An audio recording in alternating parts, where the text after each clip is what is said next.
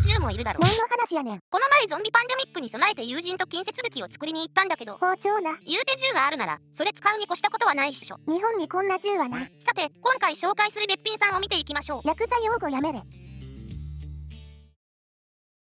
改めて今回紹介していくのはこちら。バトンコンバットマスター CO2 ガスブローバック、いわゆるジョン・ウィックが使ってたあれだね。なんやねんあれって。2019年に日本公開された映画ジョン・ウィックパラベラム劇中にてキアヌ・リーブス演じる伝説の元殺し屋ジョン・ウィックが使用したことで爆発的人気を博した最高級カスタムガン TTI2011 コンバットマスター。この名銃をモチーフとした CO2 ガスガンがこのコンバットマスターだね。ほんそうなんや。というわけで開封の儀を行います。はいはい。中身は紙と紙、そして本体とマガジンだね。だせーな。はい、こちら本体になります。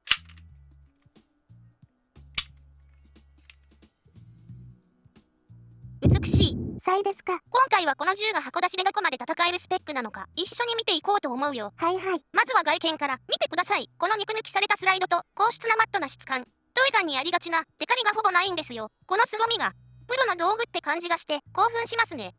駅も。そしてこの大きなマグウェル、最近だとハイキャパシリーズのカスタムパーツでよく見るタイプだね。標準カスタムでこれはありがたいか。実際このカスタムでマグチェンジ体験がどれだけ変わるのかわかんないけど、やっぱあるのとないのとではかなり違うもんなんですか？誰に聞いてんだよ。むしろそれをお前が調べて皆様に提供するんやろな。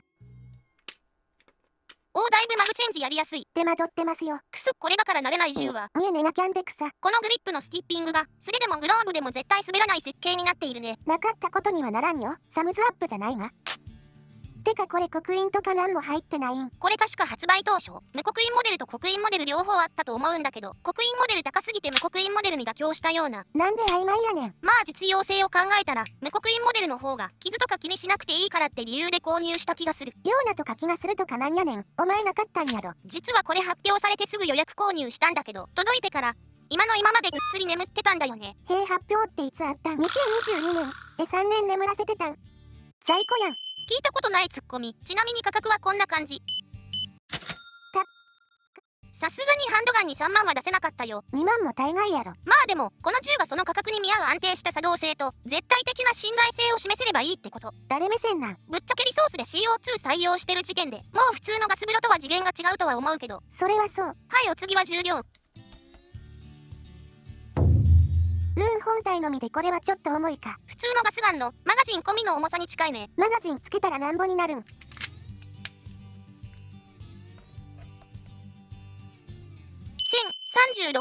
約1キロな。グラムで言うても重いもんは重いで。ずしっとくる。安心感のある重さだね。マガジン単体の重さは 353g。まあガスガン系のマガジンが重いのは仕方ないね。大体がアルミ合金とか亜鉛合金の削り出しやったりするからな。今ならなんとさらにガスタンクまでついちゃうんです。ああ、それはお得ですね。じゃないねん。今一番欲しくないおまけや。がっつり増えてくさ。笑えるか。マガジン込みで1キロ超えてんねん。みんなも筋トレしよう。これ何の動画？はいはい、いい加減稼働シーンを見せろと言われそうなのでサクサクいっちゃいましょう。自分やん。はい、これがリソース。なんで急に手袋してんねん。いや3年間で一度もタンク装着してないからパッキンが劣化してガス噴出したら怖いじゃん。自業自得やん。付属の六角レンチでキャップを外しまして。さて緊張なひととき。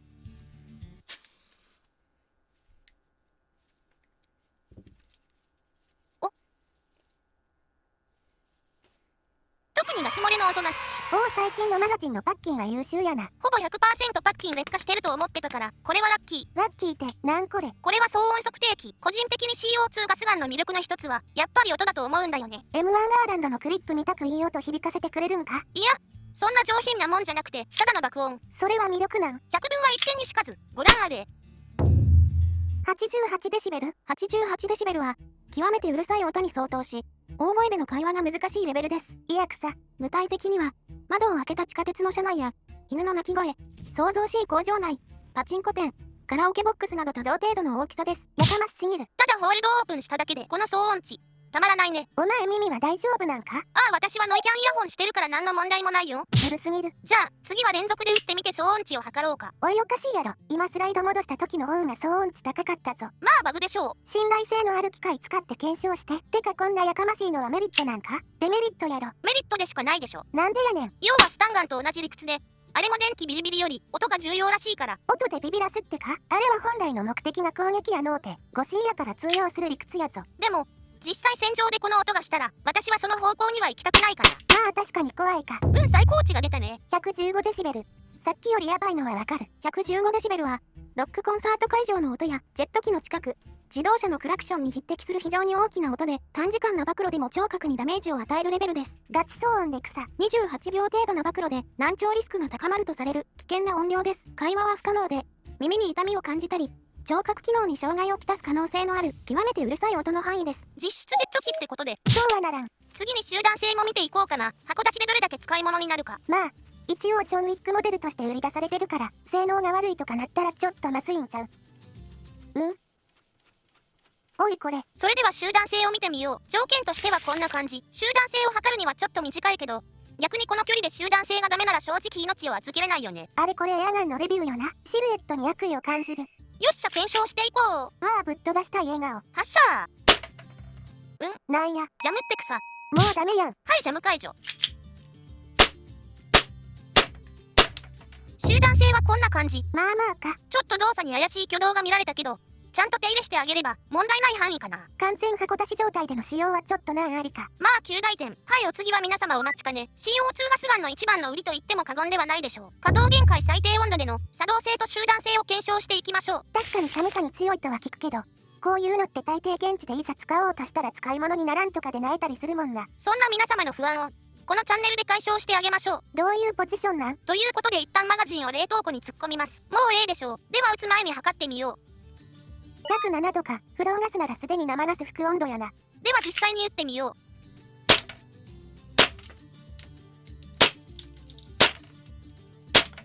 すげえな普通に打てて草。まあ寒さに強いって歌ってるからね。このくらいはやってもらわないとさすがに騒音値は下がってるかな。は117デシベル。常温値より上がってて草。笑えねえよ。じゃあもう一声言ってみようか。今度は何度でするんや。はい0度まで冷やしました。いやマイナスいってるやん。放置して作業してたらマイナスまでいっちゃった。まあでもこれで普通に使えるなら冬のサバゲーも装備が限定されずに済んで嬉しいな。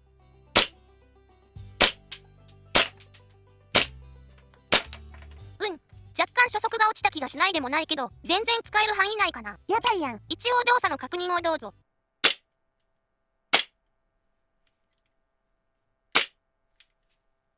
調子悪い時のフロンガスのガス風呂銃に近い動作になったね。例えなが。集団性はこんな感じ。まあ冷えたからって極端に悪くなることもないか。案外安定してるね。この感じならちょこっとカスタムしてあげるだけでだいぶ化けるんじゃないかな。言うてもインナーバレルとかせいぜいホップパッキンくらいしかやれることないやろ。ここで序盤に私が言ったことを思い出してほしいんだけど。そしてこの大きなマグウェル、最近だとハイキャパシリーズのカスタムパーツでよく見るタイプ。最近だとハイキャパシリーズのカスタムパーツでよく見るタイプ。ハイキャパシリーズのカスタムパーツでよく見るタイプだね。はこの銃中身は丸いのハイキャパをベースにしてると思うんだよね。だからパーツが揃い次第組み込み編も続編で出します。入手状況で前後しますが内容は組み込みプラス作動と数値の再検証の予定です。まあインナーバレルとホップパッキンだけで済めば最高だけどベースになってるだけでチャンバー部分の細かいところは独自機構だったりするかもだからそこら辺は要調査かな。なんや大掛かりになってきたな。というわけで今回はジョン・ウィックの銃改めコンバットマスターを紹介してきました。とはいえこの銃自体3年以上前に発売されたものなので銃好きやサバゲーマーの方からしたら